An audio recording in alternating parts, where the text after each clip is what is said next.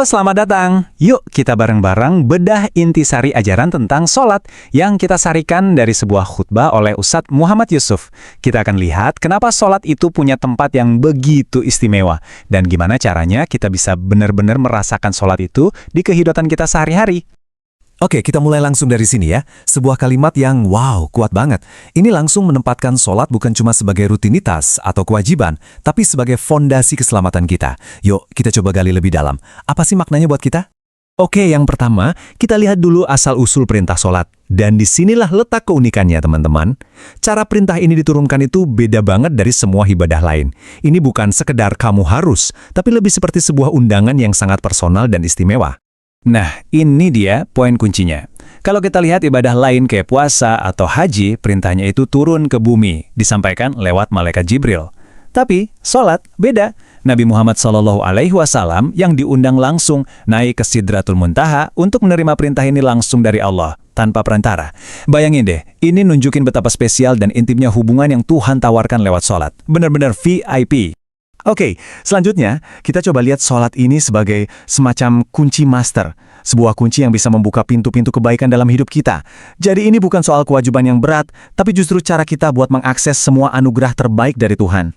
Analogi kunci ini benar-benar pas banget ya. Pertama, sholat itu miftahul jannah. Ini udah jelas ya, kunci menuju surga. Kedua, ia adalah miftahul khair, pembuka semua pintu kebaikan. Mau itu rezeki, kesehatan, ketenangan, apapun itu. Dan yang ketiga, ketika Nabi bilang ke Bilal, istirahatkan kami dengannya, itu nunjukin kalau sholat itu momen kita buat istirahat, buat recharge dari semua pusingnya urusan dunia. Oke, kita udah ngerti kenapanya sholat itu penting banget. Sekarang kita masuk ke gimananya. Di sini kita bakal bahas hal-hal praktis, tantangan-tantangan yang sering kita hadapi, dan gimana solusinya biar sholat kita makin berkualitas. Nah, ini nih. Pertanyaan yang sering banget muncul. Praktis banget, gimana kalau kita telat datang ke masjid, terus sholat jamaahnya udah mulai? Masih dihitung sholat tepat waktu nggak ya? Dan jawabannya, alhamdulillah melegakan banget. Jadi, kata para ulama, selama kita masih kebagian minimal 1 rakaat penuh bareng imam, artinya kita sempat ruku bareng mereka, maka seluruh sholat kita itu udah dianggap sah sebagai sholat tepat waktu. Jadi jangan langsung nyerah atau kecil hati kalau telat dikit ya. Tapi tentu aja sholat tepat waktu itu satu hal. Tujuan besarnya kan gimana caranya kita bisa khusyuk. Apa itu khusyuk? Iya, itu loh. Kondisi di mana hati dan pikiran kita tuh nyambung, benar-benar hadir di situ, seolah-olah lagi ngobrol langsung sama Tuhan. Nah, ini dia nih, beberapa musuh utama yang sering ngeganggu kekhusyuan kita. Ada yang dari fisik, kayak sholatnya buru-buru banget, atau gerak-gerak nggak jelas. Ada juga yang dari dalam, misalnya kita nggak ngerti apa yang kita baca, atau pikiran udah terbang kemana-mana, mikirin kerjaan, cicilan, dan lain-lain. Penting banget buat kita kenalin ini semua, karena ini langkah pertama buat memperbaikinya.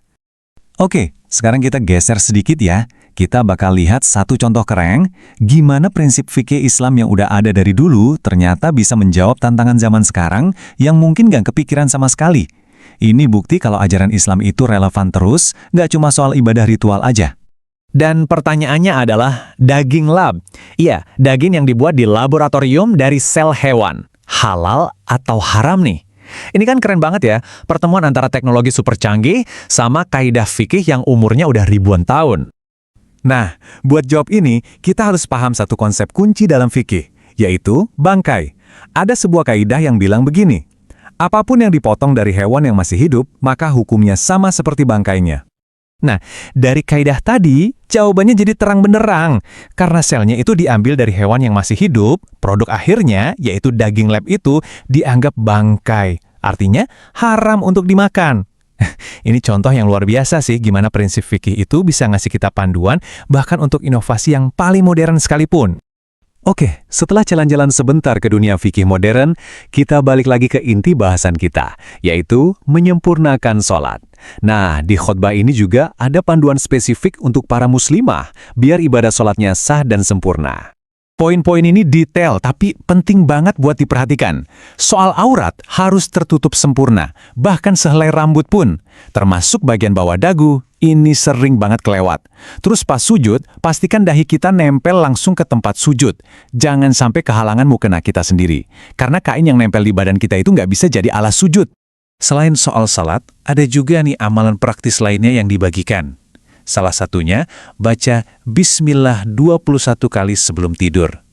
Diyakini ini bisa menjadi benteng perlindungan kita saat malam hari. Simple, tapi maknanya dalam banget. Oke, kita udah sampai di penghujung pembahasan. Yuk, kita tarik benang merahnya. Apa sih intisari dari sholat ini?